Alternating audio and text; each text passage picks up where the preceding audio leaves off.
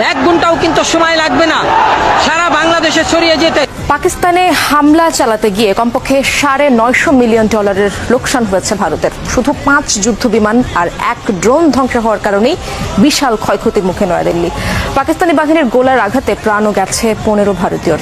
ভারত সন্ত্রাসী আস্তানা নির্মূলের কথা বললেও কেবল বেসামরিক স্থাপনা আক্রান্ত হয়েছে বলে দাবি পাকিস্তানের। নিহতরাও সাধারণ মানুষ।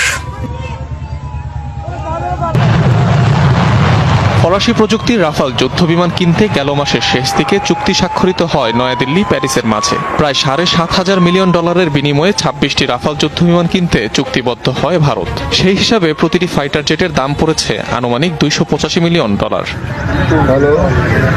পাকিস্তানে হামলা চালাতে গিয়ে বিধ্বস্ত 5 যুদ্ধবিমানের মধ্যে 3টি রাফাল। বিভিন্ন সামরিক সূত্র আর ফ্রান্সের সাথে হওয়া সেই চুক্তি অনুসারে যার প্রতিটির মূল্য $285 মিলিয়ন কাছাকাছি। সেই হিসেবে মাত্র 25 মিনিটের ব্যবধানে মাটিতে মিশে যায় নয়াদিল্লির অন্তত $864 মিলিয়ন সামরিক সম্পদ।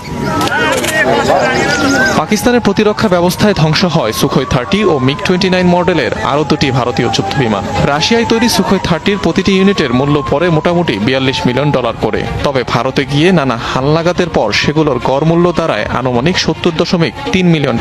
অন্যদিকে ইন্ডিয়ান এয়ারফোর্সের কাছে থাকা প্রতিটি মিগ-29 এর মূল্য প্রায় $11 মিলিয়ন। অর্থাৎ এখানেও ক্ষয়ক্ষতির পরিমাণ $81 মিলিয়ন বেশি।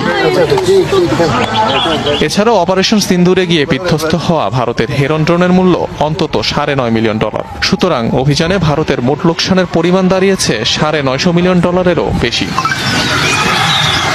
এসব হামলায় বেশ কিছু সন্ত্রাসী ঘাঁটি নির্মূলের দাবি করা হয় ভারতের তরফ থেকে। তবে ইসলামাবাদ বলছে ক্ষতিগ্রস্ত হয়েছে কয়েকটি মসজিদ, স্কুল সহ নানা বেসামরিক স্থাপনা।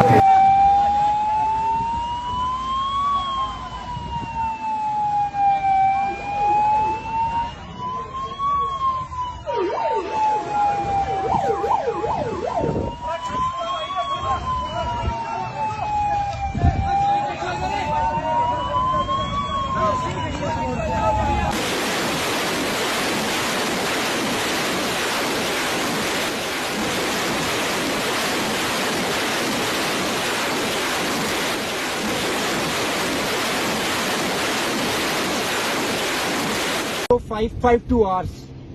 Wait for our response.